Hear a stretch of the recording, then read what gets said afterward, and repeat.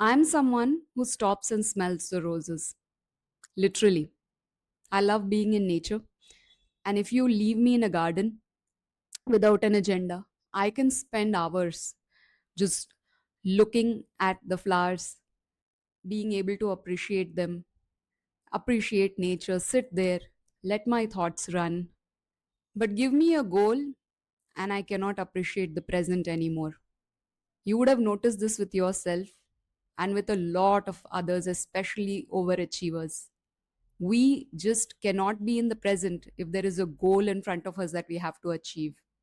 Hi, I'm Thorvi. Welcome to the Thorvi Podcast. And today we're going to talk about the bar that always keeps walking, the bar that keeps moving, and why do we hold ourselves to such high standards? And what is it costing us if we are not aware of it? Remember a project that you worked for and it was really successful and you worked hours for it, you and your team, and you were happy that it was successful. And at the end of it, as usual in any corporate, we go out for a team dinner, we celebrate the success. But do you remember any project where you took out the team or your manager took out the team for maybe an ice cream because you hit the half milestone within the schedule? No, I don't think so. And this is what I want to talk about. When it comes to conscious living, the main crux is being present every moment, just being present to witness it. It need not always be a happy moment or a successful moment, but a moment that you can actually witness. Days goes by, especially if there is a goal or a project that you're really working on. Days goes by and you really don't realize if it's morning or sun or the sunrise has come or if it's sunset, especially with people who are overachievers, who from childhood have this programming that my worth is connected to the output that I deliver. And so we have been, once we are given a goal, we just keep running towards it. And we do not stop and pat ourselves on the shoulder, on our back, for the smaller wins that happen through the day. Because we only look at the start and the end as if everything in life is a race, as if only if you reach the goal, then you can give yourself permission to celebrate. And it is actually a permission that you give yourself. You do not allow yourself to take a step back for the smaller wins, the smaller milestones on that journey. How many times have you started on your weight loss journey and you have got some results, not the end result? There have been people who walked up to me and said, "Oh, you've lost so much weight. That's fantastic." And I've just brushed it aside, saying, "Oh, it's nothing. I still have a long way to go." Not even giving myself the chance for a few seconds to stand there and applaud the hard work that I have done to reach here. I may not be where I need to be, but there is a journey that I'm crossing and it is beautiful. So, this bar that we keep moving, just notice the compliments that you get for anything that you're trying to achieve. If you're in the middle of it, don't you just brush it under the carpet and say, "Oh, it's nothing." Our brain, it like does not give us permission to rest. Somewhere our brain feels that if we celebrate now, we will stop working. And that is not true. It is exhausting to keep moving the bar like this, whether it is work, whether it is relationships, whether it is health. I will celebrate when I reach there. I will celebrate. And guess what happens? Even if you reach there and even if you have that team dinner or even if you celebrate with your family, some milestone which you actually feel as a milestone, how long do you linger there? Don't you immediately set the next goal? And let me just take an example which is, I think, overstated, but it's true. Once you pass out school, everyone is asking, okay, what's your 12th result? Once that happens, you're like, okay, which entrance exam? Where are you going to join? As soon as you join that, Okay, what's your next plan? Are you learning something side by side? Then when are you getting that job? As soon as you get that job, when are you getting that promotion? As soon as you get that promotion, when are you getting married? As soon as you get married, when are you having children? It is relentless. And society is to blame for it. But we are a part of society, right? We cannot expect some mythical society to suddenly change. It starts with us. And if you are serious about conscious living, then understanding this wiring is very important. This is very deep seated. It is not something superficial. And that is why it is very difficult to control. I have been trying to notice it, first of all. Notice that I'm actually doing it, acknowledge that I'm doing it, and then take a step towards trying to do something to avoid doing it. How can I stay more in the present? The wiring from childhood, that if I am of any worth, and especially if you've grown up with difficult parents, with narcissistic parents, your visibility, your usability, all of that was linked to security directly. If you are not useful, if you are not bringing them some kind of pride, you had to constantly achieve something. You had to constantly to prove your worth. And that wiring, most of the overachievers have this wiring. That's why we are able to be so successful. That's why we are able to do things which look so effortless. But what is it costing us? Have you ever noticed you're working on something, you're working continuously on something, and it can be even be parenting, right? It can even be contributing. Maybe it's a project, social project you're doing, anything where your goal is fixed, and suddenly you fall sick. Your body just gives up. It's like, hey, you are not listening to me, you're not slowing down. Here, take a few days of fever, or just extreme fatigue where you just cannot get up. It's your mind and your body. Sometimes your mind just stops thinking and you're just sitting there blank. And you're like, I do this day in and day out. Why am I not able to think anything today? These are clear signals that you have to stop, you have to slow down, and you need to take a break. Taking a break does not mean days or weeks. It can be an hour, 2 hour. Take a power nap. That really helps. Okay, even a 20-minute power nap helps to reboot. Anything that can be unplugged and restarted will start and run better. All of us know we restart our phones, we restart our laptops when there's an issue. It is the same with us. We cannot continuously 24/7 produce outputs, but that is unfortunately what we expect from ourselves.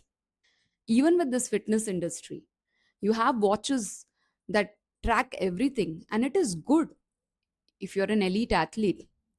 And I also believe in measuring everything. But relentlessly, I didn't sleep this much, I ate this much, I exercised only this much, I had only so much protein today. We are just going on adding layers to what means to be successful. Now, why is it important to stop and celebrate? Life has no guarantees, and I think we always forget. We think that, I'm going to be alive till this project is over. I'm going to be alive till I meet that goal. And I'm not trying to sound pessimistic, but it's the truth, isn't it? What is the guarantee that you are going to be alive tomorrow or tonight? And when you look back in your last moments and you realize you never stopped to celebrate life, you never stopped to appreciate the moments in your life, the people in your life, yourself. It was just a rat race. It was just running after one goalpost to another goalpost, and the goalpost had kept moving. It is very easy to do. And let me tell you what I have been trying to do, because I've been consciously observing this. As you all know, I've been building my own personal brand. I've been working towards it relentlessly. It's a lonely journey for any business owner, because it's a vision that you have to believe in yourself first before the world sees it.